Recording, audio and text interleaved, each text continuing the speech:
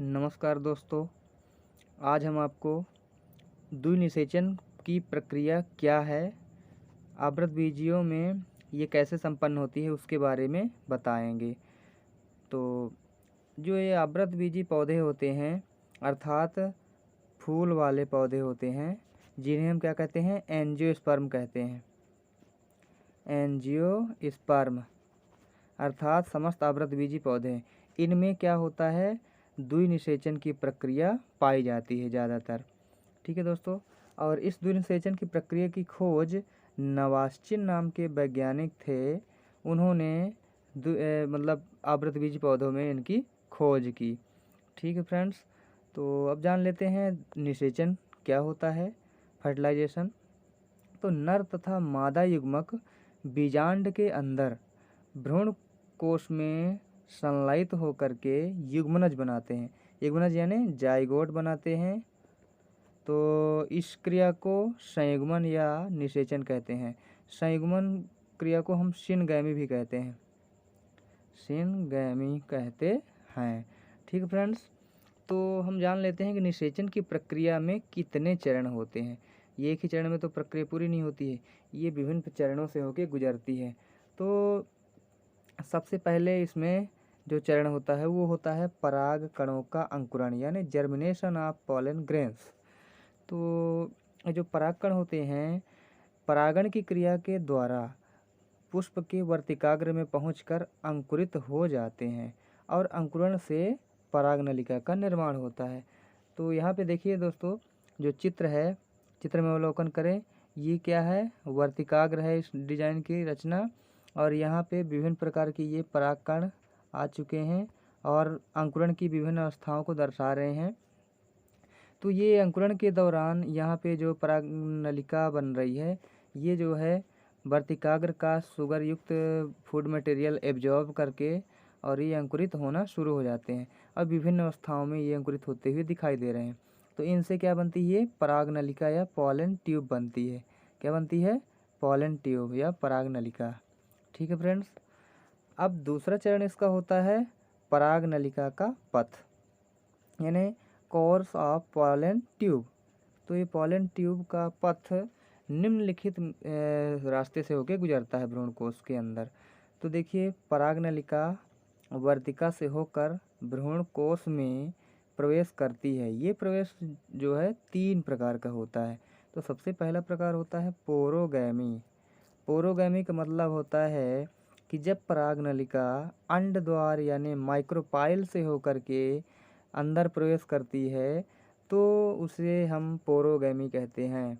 Generally जो है ये पोरोगैमी क्रिया के द्वारा ही अंदर प्रवेश करती है परागनलिका। ठीक है दोस्तों, इसके बाद नंबर 2 है चैलेजोगैमी, अर्थात जब परागनलिका निभाग यानी कि चैलेजा से होकर के भ्रूण कोश में प्रवेश करती है तो इस क्रिया को हम क्या कहते हैं, चैलेजोगैमी कहते हैं। इसका बहुत अच्छा उदाहरण है झाऊ या कैजुराइना। तो ये चैलेजोगैमी हो गया, मतलब जो परागनलिका ये आ रही है यहाँ पास, तो ये परागनलिका नीचे साइड से न जा करके यहाँ पास चैलेजा के पास से अंदर की ओर प्रवेश कर जाए, तो इसे हम कहते हैं चैलेजोगैमी। ठीक है दोस्तों, और अगला है मीजोगैमी।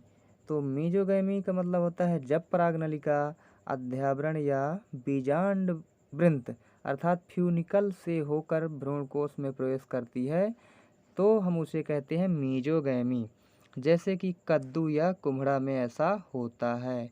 ठीक है फ्रेंड्स, तो ये मीजोगैमी को दिखा देते हैं कहाँ पास ऐसा होता है।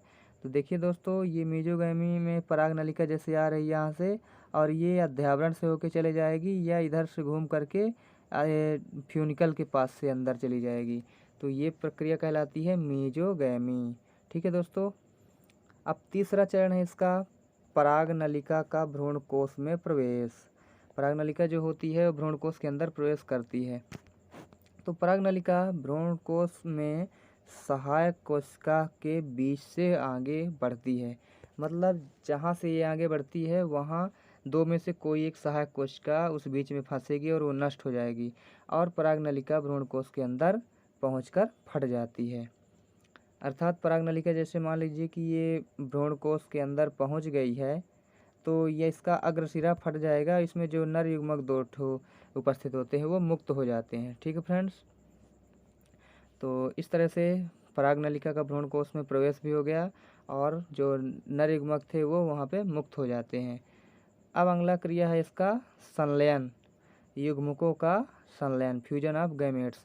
तो देखिए दोस्तों, एंजियोस्पर्म यानी बीजी पौधों में या फूल वाले पौधों में ये विशेष प्रकार का निषेचन होता है जिसमें भ्रूणकोश में स्वतंत्र होने के बाद एक नर युग्मक यानी कि पहला नर युग्मक किससे संयोजित हो जाएगा, एग सेल से संयोजित होगा, यानी कि अंडकोशिका से संयुग्मन करके क्या बनाएगा, युग्मनज यानी जाइगोट बनाता है। ये जाइगोट कैसा होता है, द्विगुणित, अर्थात एक नर युग्मक एन और अंडकोशिका एन दोनों मिल करके एक द्विगुणित जाइगोट का निर्माण करते हैं। तो जाइगोट की रचना कैसी होती है, द्विगुणित होती है दोस्तों। ये 2n या 2x से हम इसको दर्शा देते हैं। ठीक है दोस्तों, अब इसका दूसरा केंद्रक भी बचता है, दूसरा नर युग्मक। तो ये दूसरा नर युग्मक जो होता है वो द्वितीयक केंद्रक, जो कि भ्रूणकोश में पोलर न्यूक्लियाई जो होते हैं वो आगे चल के द्वितीयक केंद्रक बना लेते हैं। उसी द्वितीयक केंद्रक से ये दूसरा नर युग्मक जो होता है संलयित होता है और क्या बनाता है, त्रिगुणित केंद्रक बनाता है, अर्थात उसका गुणिता लेवल 3n होता है।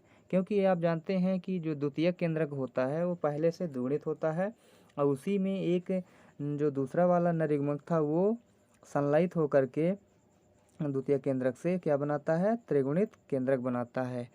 इस प्रकार इसमें 2 नर युग्मक का संलयन कितनी बार होता है, 2 बार होता है। इस प्रकार के निषेचन को क्या कहेंगे, दोहरा निषेचन या डबल फर्टिलाइजेशन कहते हैं। ठीक है दोस्तों, इसमें निषेचन प्रक्रिया आपने देखा कि 2 बार हो रही है, इसी वजह से इसे हम दोहरा निषेचन या डबल फर्टिलाइजेशन कहते हैं। और द्विनिषेचन का वर्णन नावास्चिन नामक वैज्ञानिक ने किया था। ठीक है दोस्तों, और आवृतबीजी में त्रिगुणित केंद्रक बनने की क्रिया को त्रिसमेकन या ट्रिपल फ्यूजन भी कहते हैं। इसे दूसरी भाषा में त्रिक संलयन भी कहा जाता है।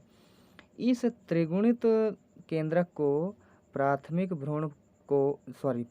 भ्रूणपोष केंद्रक यानी कि PEN, शॉर्टकट में इसको बोलते हैं PEN बनाता है, प्राइमरी एंडोस्पर्म न्यूक्लियस।